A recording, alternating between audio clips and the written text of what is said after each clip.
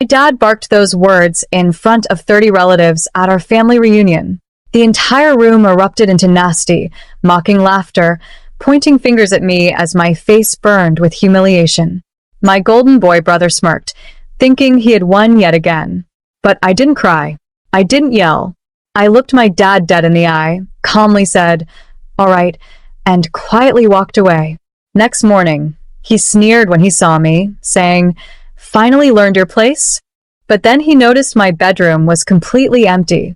Before he could scream, our family lawyer stormed through the front door, trembling, ashen-faced, and breathless. He looked at my dad and gasped, "Sir, what have you done?"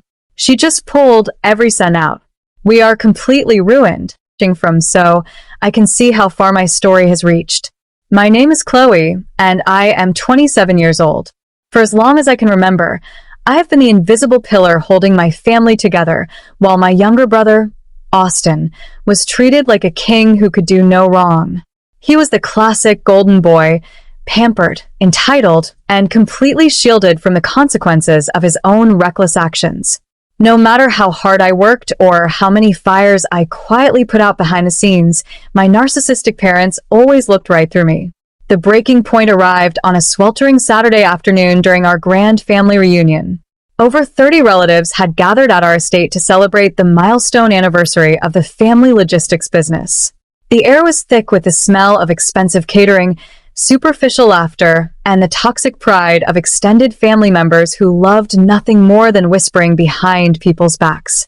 Austin had spent the entire afternoon bragging about his supposed business acumen, basking in the unearned praise of aunts and uncles.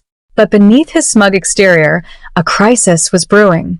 Just days prior, Austin had made a catastrophic financial blunder, authorized an illegal vendor contract, and lost a massive client. Instead of facing the music, he did what he always did. He engineered a web of lies to shift the blame entirely onto me. As the relatives raised their glasses for a toast, Austin played the victim, falsely claiming I had sabotaged the company accounts out of pure jealousy, setting the stage for the public explosion. The room fell deathly quiet as my father's face contorted with absolute rage. He didn't ask for my side of the story, nor did he care about the truth. Standing in front of all 30 relatives, he slammed his glass onto the table and pointed a trembling finger directly at me, matching the explosive confrontation. "You are grounded until you apologize to your brother," he barked, his voice echoing off the high ceilings. "You will stay in this house, lose your corporate access, and you won't leave until you make this right with Austin." A wave of nasty, mocking laughter immediately erupted from the aunts, uncles, and cousins surrounding us. They exchanged smug glances, pointing and whispering as my face burned from the sheer weight of the public humiliation. Austin stood right beside our father, a triumphant, malicious smirk plastered across his face. He truly believed he had successfully ruined me and protected his golden status forever.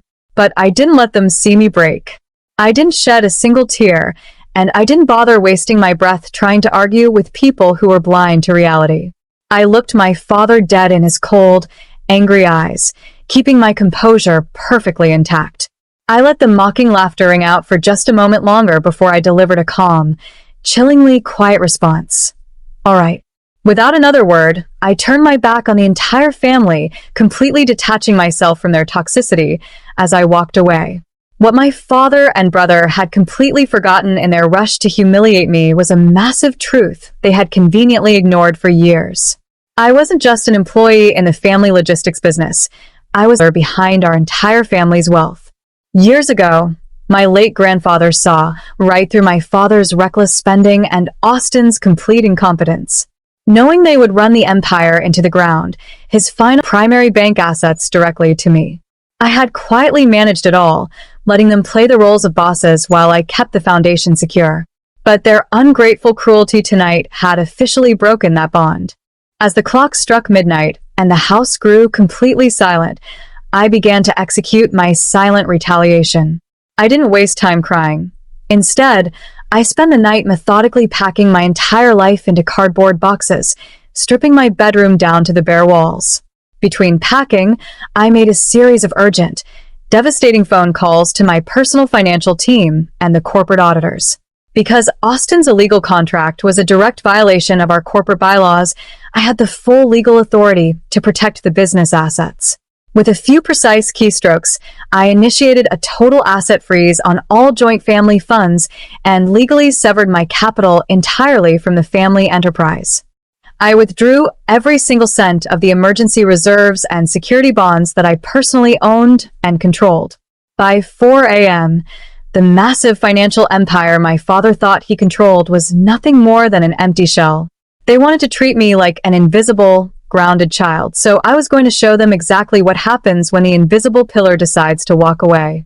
The next morning, the heavy scent of coffee filled the downstairs kitchen as my father sat at the head of the table, looking incredibly pleased with himself. Austin was right beside him, eagerly scrolling through his phone, likely planning how to spend the company bonuses he thought he had secured by framing me.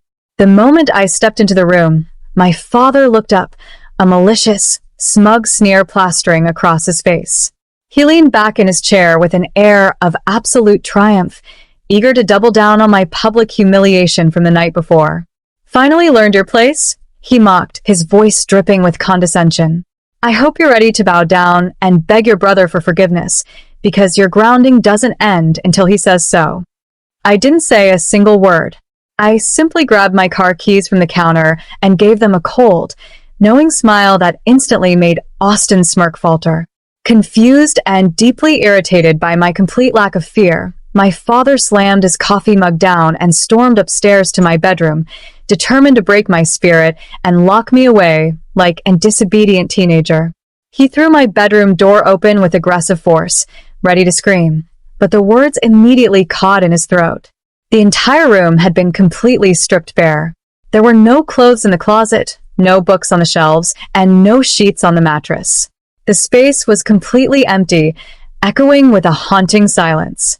The only item left behind was a lone, formal legal document sitting precisely in the center of the bare wooden desk, a certified corporate notice bearing my signature.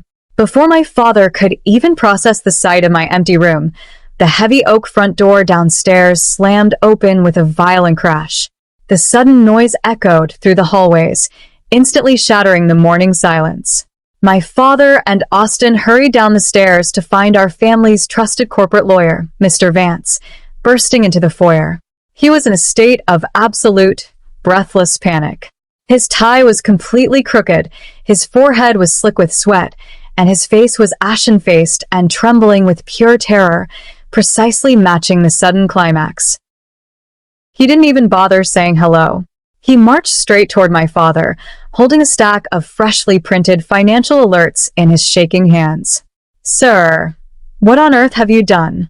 Mr. Vance gasped, his voice cracking under the immense weight of the panic.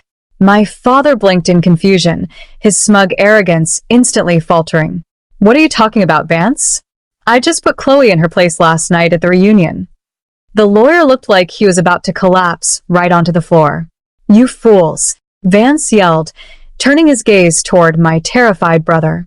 "By publicly grounding Chloe and attempting to strip her of her corporate access, you trigger the emergency asset protection clause in your grandfather's corporate charter. Chloe wasn't just an employee, she just pulled every single cent of her capital out of the company accounts. The logistics business is completely frozen. Our primary lines of credit have been canceled, and your personal accounts are heavily overdrawn by millions. The vendor contracts Austin signed are defaulting as we speak. We are completely ruined, and by tomorrow morning, this family will be face to face with absolute bankruptcy." The smug arrogance that my family had carried for decades completely vanished in a matter of seconds. My father's face drained of all color as he dropped to his knees right there in the foyer, while Austin began to hyperventilate, clutching his head in absolute terror. Panic-stricken, my father frantically pulled out his phone and dialed my number, his hands shaking so violently he almost dropped the device. When it went straight to voicemail, Austin tried, tears streaming down his face as he left a desperate, crying message begging me to return the funds and save them from ruin. But my phone remained completely silent. Their desperate pleas were falling on deaf ears. The immediate, Satisfying consequences of their cruelty unfolded with brutal speed over the next few weeks.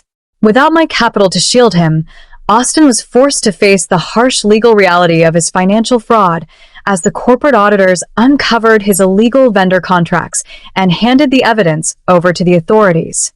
The luxurious lifestyle of our extended relatives collapsed overnight, and the aunts and uncles who had laughed so loudly at my expense suddenly found themselves cut off from the family payroll. To keep the creditors from his door and cover the immediate defaulting debts, my father was forced to put our massive family estate and all of their luxury cars up for emergency liquidation sale. They had sacrificed me to protect their pride, and in return, they lost absolutely everything. 3 months later, I sat on the balcony of my brand new independent logistics firm, sipping tea as the morning sun warmed my face. I was completely liberated from my toxic relatives, and my new venture was already thriving beyond expectations. My family wanted to teach me a lesson about my place, but they only succeeded in teaching themselves the true cost of their greed. Now, I'm curious about you who listened to my story. What would you do if you were in my place? Would you have shown them mercy? Or did they get exactly favorites, and they will definitely surprise you?